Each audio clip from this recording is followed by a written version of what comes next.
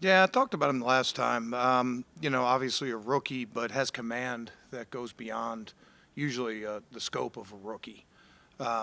Decisive with the ball, accurate passer, buys some time, makes big plays down the field. I think when it's all said and done, the fact that he's passed for as many yards as he has without turning the ball over is really impressive for a young guy. Usually, the cost of doing business if you're going to throw a lot of yards is you also turn the ball over a lot. And, it's been impressive what he's been able to do. We're going to have to play tight coverage. We're going to have to stay after him in the pass rush. And we're going to have to limit run after the catch because he does a good job of giving his guys opportunities to run after the catch, including Nico Collins, who's that's one of the things he does best. Jim? Go ahead. I was just going to say the list of rookie quarterbacks who win their first playoff game is very short. Yeah, Joe Flacco was one. Uh, Yeah, he beat me. 2000, 2008 Titans.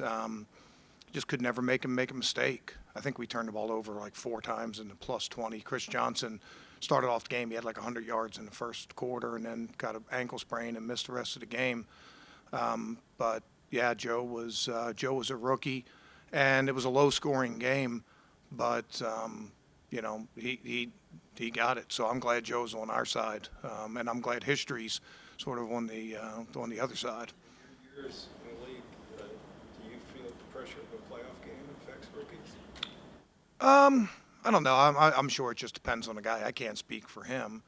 I think playoffs come down to, who can be themselves the best, if that makes sense.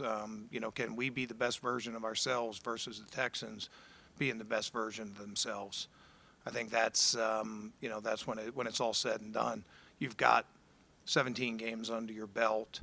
There's not a whole lot you're going to pull out that another team hasn't seen. And really at this point of the year, people are going with what they do best. And, so I think that has a lot to do with it. I really can't worry about him and how he'll treat the game as much as we're just focused on our guys and how we're going to treat the game. We know it's the playoffs. Every mistake is amplified. Every big play is amplified. A mistake can send you home. A big play can help you advance. And that's what it is. It's single elimination football, and whatever you can do to advance each week, that's what you have to do, and that's where our focus is. Jim, when you first got here and met with Miles, did you set expectations for him in any way? And if so, over the course of the season, the year, how has he responded? Yeah, I'll keep conversations I have with players to myself and to the player. If they want to talk about it, that's fine, but I don't think it's my place to reveal those kind of conversations. But he has been everything that we expected.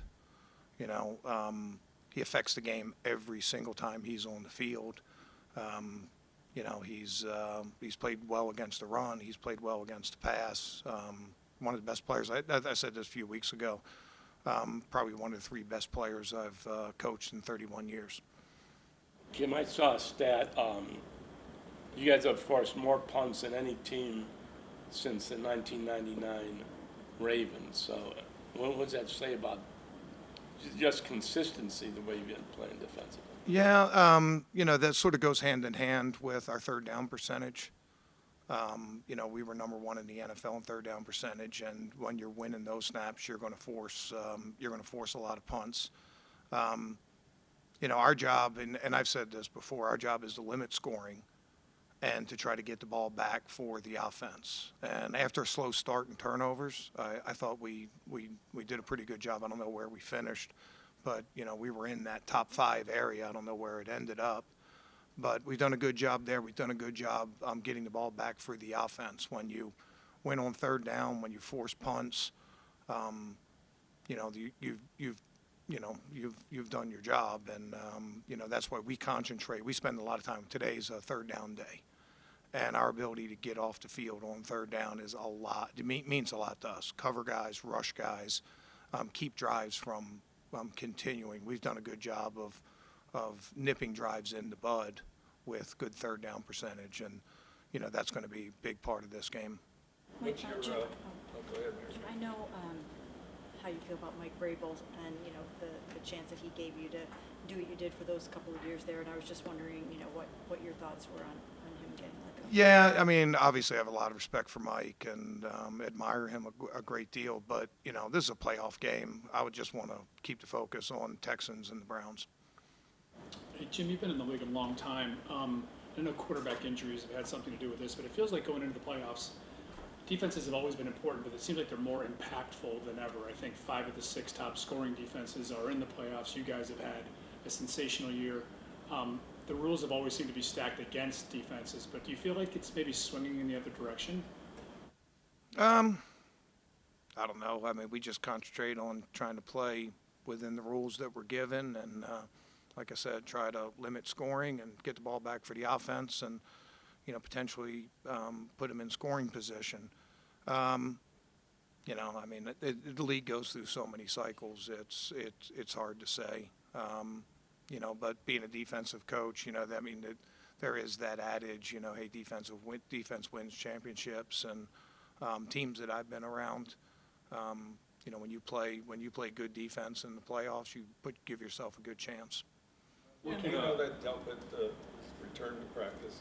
Is it too much to ask for a Saturday game for him after being out 4 weeks? Yeah, I mean, I haven't even seen him out there yet, so I'll let Kevin handle those questions. But it's a good first step for him. He's been working extremely hard. I mean, you talk about a driven dude. I mean, he is. He's been really driven to get back. We'll see where it goes. And with Thornhill missing time also during that time, how have the Pickman and Anthony Bell and even Harmon? Yeah, I can't say enough good things about those guys.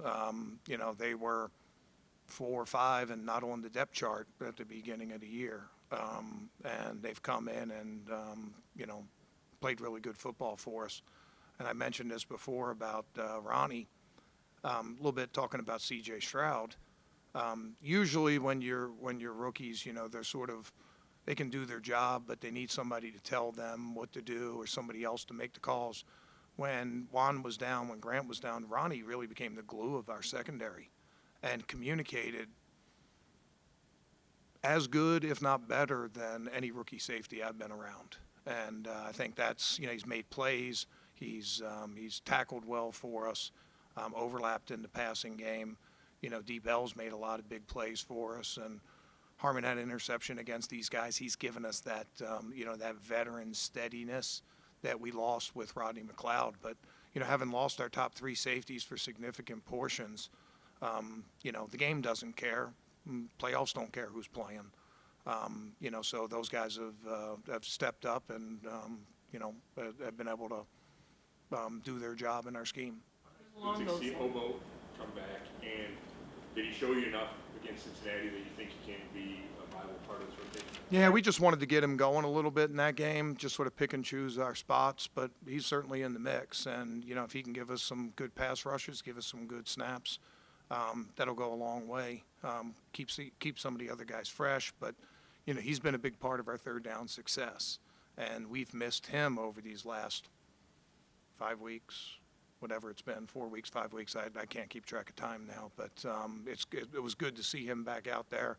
He brings a lot of energy to the practice field, and I'm confident he can make some plays on Sunday. To go back to the safeties, I know Rodney obviously hasn't been able to play, but the fact that he's stuck around here and rehabbed, how crucial has he been to bring those younger guys and Duran around when he got here, and just now that you guys are in this critical stretch here? Yeah, he's found a way to contribute even without being on the field. And, I could be here for a month talking about the respect that I have for Rodney. He wore the helmet for me 2 different teams. And another guy that I just totally respect and admire. And it's just right in his character that when he was injured that he's still going to find a way to contribute. Anthony Walker has done the same thing for us. And, he had to miss some time, but he's back in our building now. All those guys have stayed close. Mo Hurst has stayed close. They're all veteran guys. And, they realize that their contribution to the team doesn't begin and end, or doesn't end with the game field or the practice field. They've been able to find a way to contribute, and our success has a lot to do with that. Got time for one more? Is that normal, Jim, that guys who are on the injury reserve, maybe done for the season, stick around like that, or is that more unique, you think, to this?